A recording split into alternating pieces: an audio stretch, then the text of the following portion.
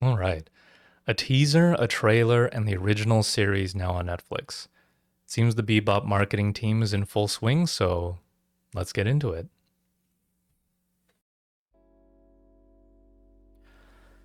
All right, let's start this compliment sandwich with some positive notes. The ships, for the most part, don't seem to suck.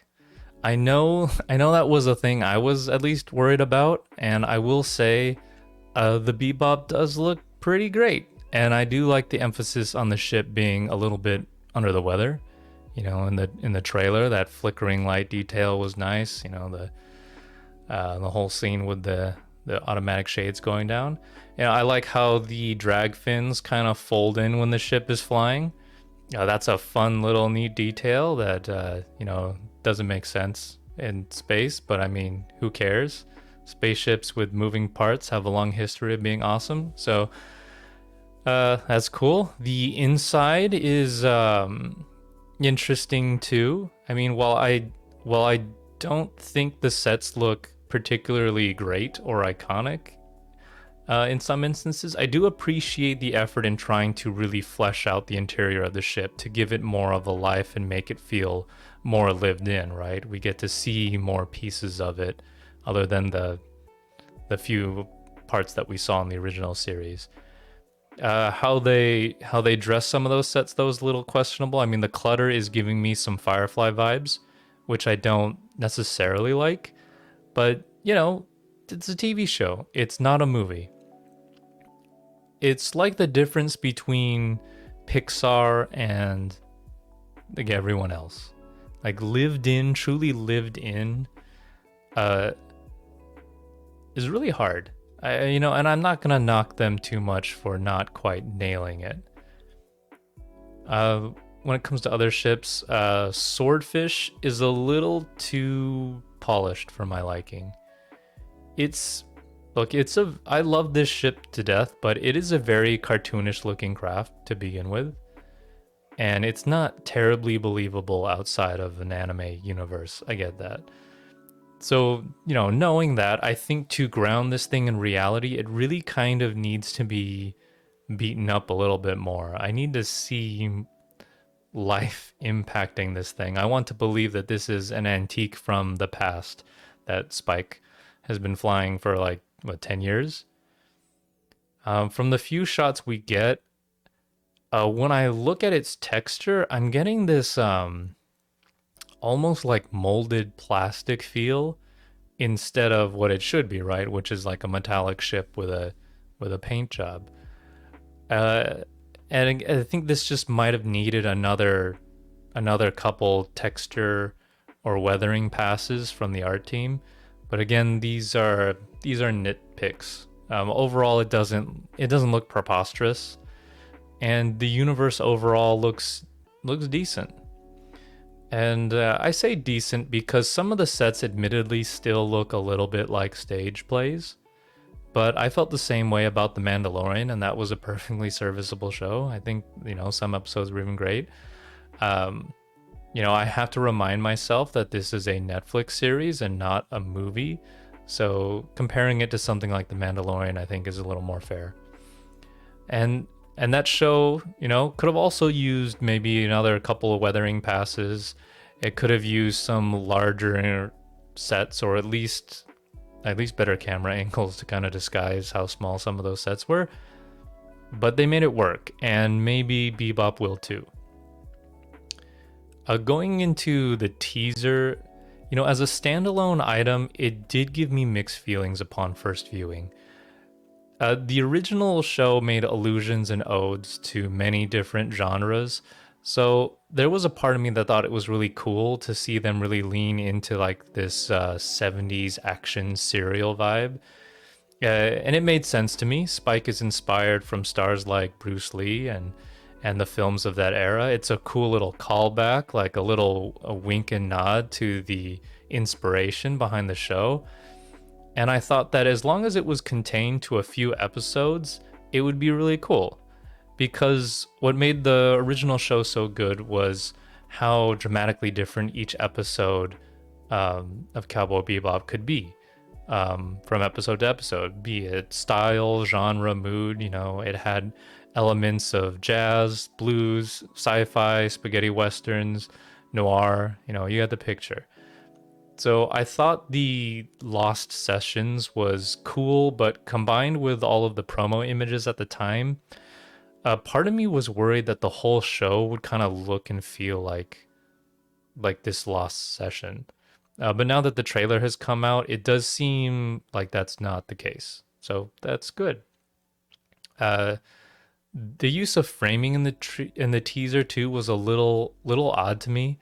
It gave me some comic book and manga vibes, which is kind of funny because this is one of the few anime that wasn't derived from a manga. It was a completely original uh, piece, right?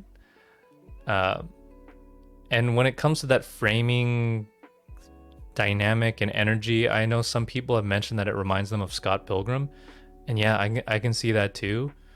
It did kind of remind me of that. It's kind of like quirky, I guess you could say, which is not exactly the mood I would want or use to promote this show. But again, like, who the hell am I? Um, you know, I believe now though that this is probably just like a fun idea that some storyboard artist came up with, and then it became the teaser. So, you know, after watching the trailer, it does seem a little clear that that's not how the whole show is going to be. So that's good. And like I said, the trailer does a better job. It plays up the action, and I guess it does show some of the drama, but it really doesn't linger on it too much. I'm still really missing that neo noir, right?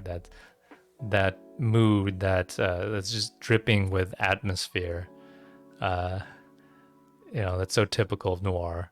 And by that I mean, you know, rain, like lots of rain, and I guess snow. But yeah, that noir attitude.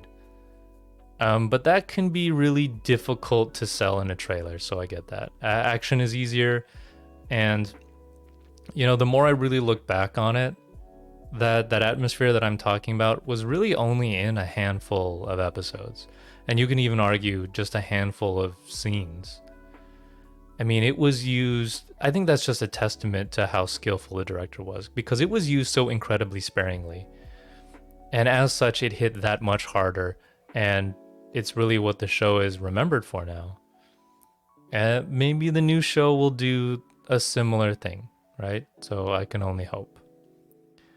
So those were some of the things I was reasonably happy with. Um, let's get into the meat of this sandwich and talk about some things that are troubling to me.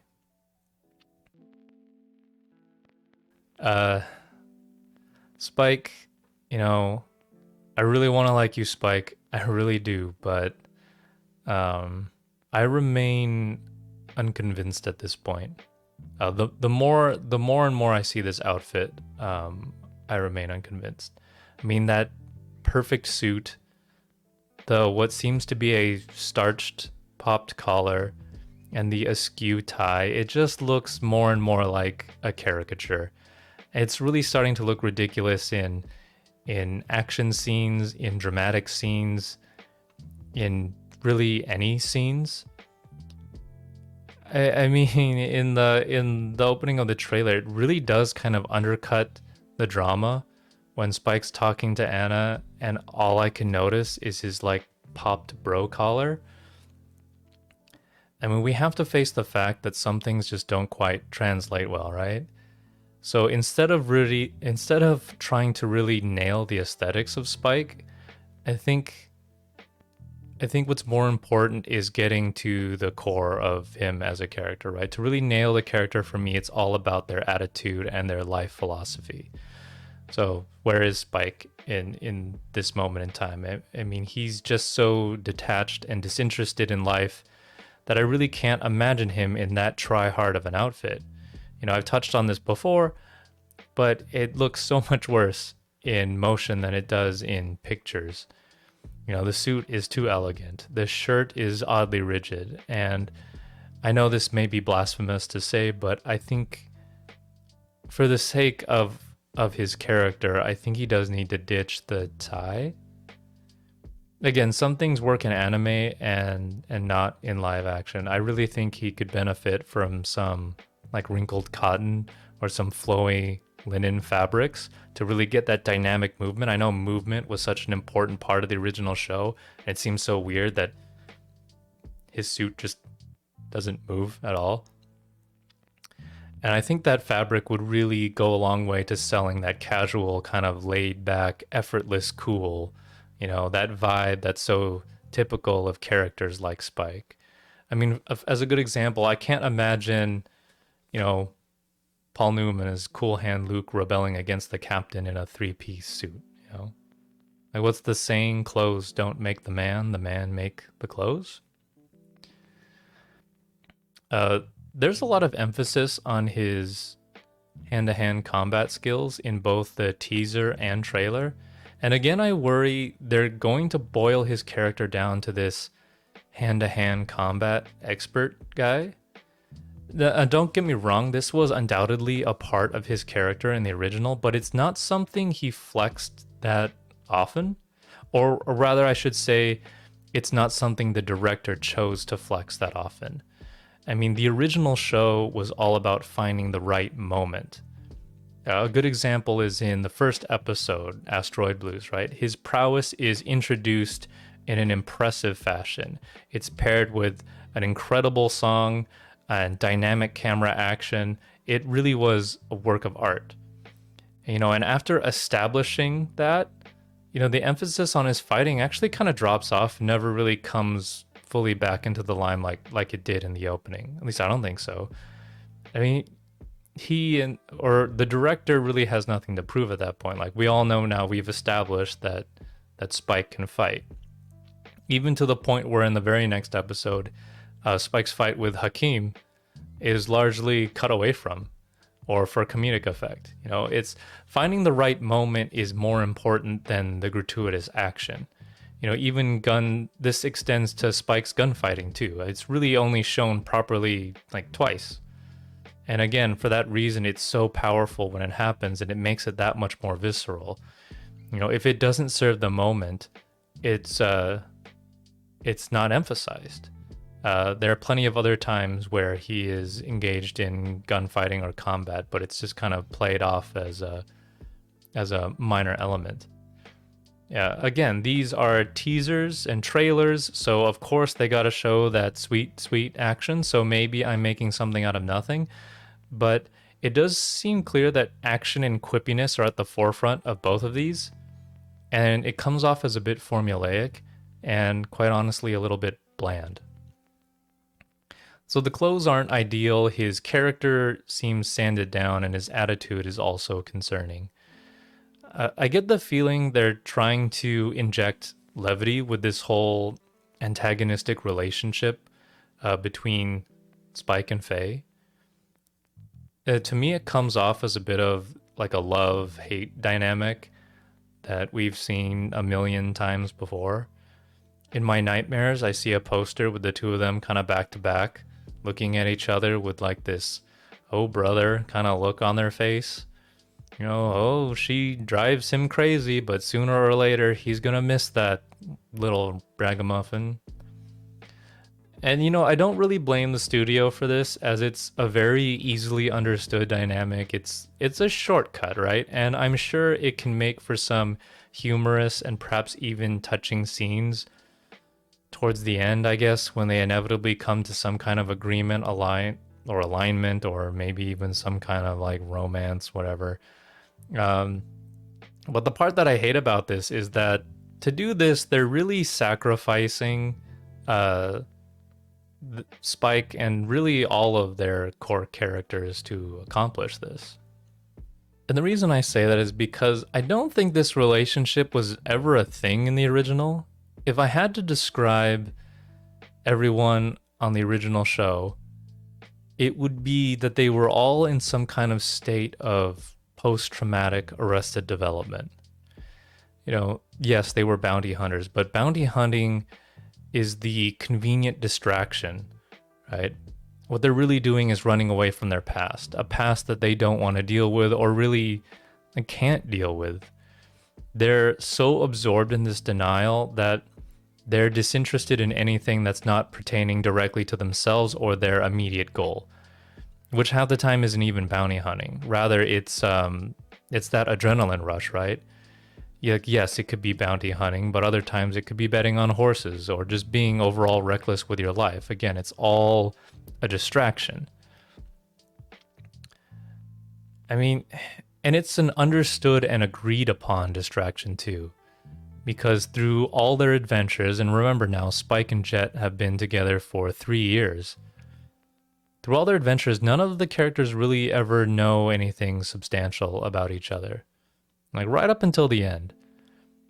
Right up until they, like there's maybe a handful of things shared about each other right before they go their separate ways. And that's where the core of conflict lies, right? I mean, any conflict is just a byproduct of this self-absorbed, selfish behavior. You know, they begrudgingly work together on this joint venture of bounty hunting as a joint escapism exercise, right? Again, conflict is derived for when those selfish interests diverge instead of converge. You know, over 3 years, Spike and Jet at least have some kind of working relationship, but Spike will often deviate if he's bored or finds something better to do. And Faye, you know, she never really joins. She's basically a stray cat that stays to fill her stomach or her pocketbook before she's off to the races. You know, the original show was this great study on humanity and trauma and how we deal with trauma. We get to examine how this trauma binds all of them together aboard this like derelict fishing ship called the Bebop, and we get to see what happens to them when they're forced to deal with that trauma, to deal with that past. And while it might give them the catharsis they need, working through that drama ultimately breaks them apart, which is the ultimate tragedy of the show. And what's so great about this is that's probably the most succinct summary I can give for the characters of the original series. And that's even ignoring like some of their particular quirks, like Faye being a femme fatale or Jet being a bounty hunter that's also has the paradoxical psychology of this like really honorable and duty-bound police officer. You know, they may look archetypal at first glance, but they really become very complex the more you dive into them, and I think that's what drew so many people into the show in the first place. I worry now that this is being streamlined, or rather dumbed down, for the sake of being more easily digestible by a casual viewer. And you know, it's a formula that probably works. You know, people love to take a look at a character and instantly understand them right away. You know, you look at the new show now and you see, oh, it's the ex-mobster with a broken heart. You have girl power incarnate, the survivor, right? And you have dad, I guess, like the grumpy dude, but with the heart of gold. You know, in the teaser and the trailer, these scenes of levity that they interject, I suppose are there to give us clues to their dynamic and to give you that fun vibe, but it does look worryingly formulaic. Like, oh, cute, she pushes his buttons and dad has to tell them to stop. Will they ever see eye to eye? Well, I tell you what, I bet sooner or later all that fighting is going to bond them together, and ooh, watch out what happens next. I don't know. I worry the story of really what was originally like this group of individuals is now going to be pared down to like a Spike and Faye dynamic. You know, Ed, if she ever shows up, will just be window dressing along with Jet. And speaking of Jet, Jet's arm still looks like crap. That's, you know, unfortunate. But of all the characters, I guess he seems to be trying to be the most Jet-like, though it's just a little bit off. it seems a little forced. And what I mean by that is that, there's a lot of what I would say these like, hey guys, let's get it together kind of moments in the trailer and the teaser. And this is going to sound like a nitpick because essentially he was kind of like a bit of a cat herder in the original show, but it was always towards getting a bounty, getting the job done. And that's the important distinction. I don't think team harmony and like, hey, let's do it, gang, was ever his mentality. His focus was on getting the job done. And again, that is a result of his trauma. Getting the job done is putting horse blinders on to ignore his past, to ignore his trauma. He just wants to focus on that damn bounty. And that's a subtle difference from the crew leader slash dad, archetype, but it's a substantial one, and I worry they haven't really gotten that dialed in right. Again, this simplification of Jet's character, I think, is meant for the sake of legibility, and I hate that nuance could be a liability in this case. I could be wrong. Trailers are, after all, built to oversimplify and sell something very quick, so I could be wrong on this. That said, though, Faye is still very concerning. Of all the characters, with her it feels the most like character assassination. And the reason I'm so vocal on Faye is that she has probably, at least to me, the most compelling story of all the crew members in the original. I mean, certainly the most heartbreaking. Spike in and of itself is a incredible character. So the fact that, at least I believe Faye stole the show in some ways is a testament to the strength of her character and especially her story arc. I mean, for this new off, they've really doubled down on her rebelliousness and her fightiness, but everything else seems gone. And what I love so much about her in the original is that she was the stray cat, like in and out on her whims. But it was, as you were watching the series, it seemed clear that the only reason she was ever on with the Bebop crew was because she lost all her money gambling and was really hungry. But when she had any kind of money, she'd be off again, like a cat. But then you learn that the reason for this is that deep down she was terrified of being attached to anyone, lest they burn her like those in the past. And worse still, that past was something she didn't have a window into. I mean, she was this blank slate, and she was trying to figure out her past. And when she eventually did track it down, it was a dead end. Everyone she knows is gone, and there's literally no way of going home. Only then does she take a look and realize and appreciate the real family that she had aboard the Bebop. And well, you know how that turned out. The director and the original showrunners weren't afraid of making a female character that had flaws. And she had a lot of flaws. I mean, at her core, she was a compulsive gambler. She constantly bit off more than she could chew. She was deeply nihilistic, selfish, vain, crass, and just broken by her past. Yeah, she was also a femme fatale, but she was actually kind of hilariously bad at it. I worry that they don't make great complex female characters like that anymore, lest they come across as weak. Never mind that that's, the perfect base for a character to grow, evolve, and, a character that we could really see ourselves in, someone we could really get invested in. Now I worry that women are only just, superheroes now? They always have the upper hand. I'm being a little facetious, but it really does seem like the character notes for Faye in the trailer and teaser is like, she's tough, she's clever, she's a survivor, honey, and she's gonna look fantastic doing it. I don't know. It's an archetype, I get it. Again, it's legible, it's easily digestible, and I'm sure it's gonna do well.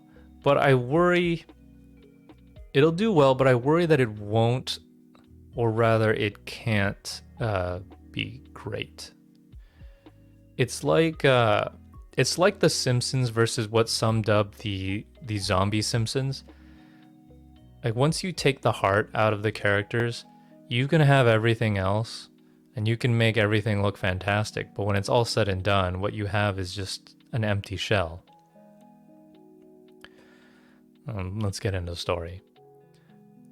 I'll preface this by saying that trailer dialogue is misleading, but you know they're often splicing different pieces together to create a mini narrative. But good lord, what is happening in this intro?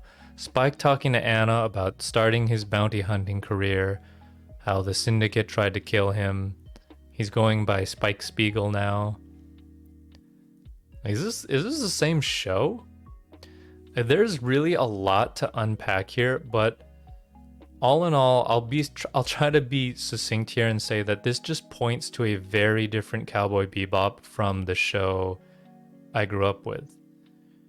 And really, that's okay. The original really was lightning in a bottle, and to recapture that is pretty much begging to fail. So it makes sense. From like a risk-reward perspective, a new look or a new perspective on this show is likely the most sound play.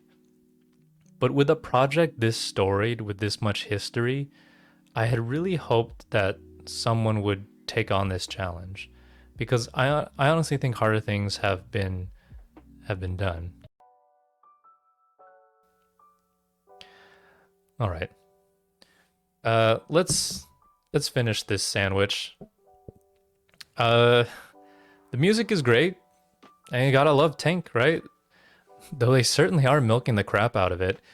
Like 3 large marketing pieces in so many weeks, all heavily featuring Tank. I really hope they don't burn out this song for me. That said, I really do look forward to any new pieces that Yoko Kanno has to offer, as I think she did a absolutely fantastic job during the original. I really do hope she's still hungry to make great music. You know, I don't want to sound like a pessimist, but I do think, especially in music, I do believe there's something to the idea that true greatness only lasts, you know, so long. And the other concern being the whole story process of how the original soundtrack came together. From what I gather, it was essentially mostly made before the show, and the show drew a lot of inspiration, whether stories, scenes, or even characters were inspired from the music. So obviously that's not going to be happening again, and I really do hope she's free to just like go for it and get weird without too many Netflix studio heads telling her to, you know, like stay on brand. But we'll see. Okay, so I should really stop with all the speculating and all the pessimism. That about wraps up my thoughts. Overall, the production value looks a little better than I had feared, but the characters still feel like hollow versions of the original, or just straight up different in some instances. I will be giving this show a watch. I look forward to seeing a fresh take on this material, as it is clear it will be its own beast. So that's it for now.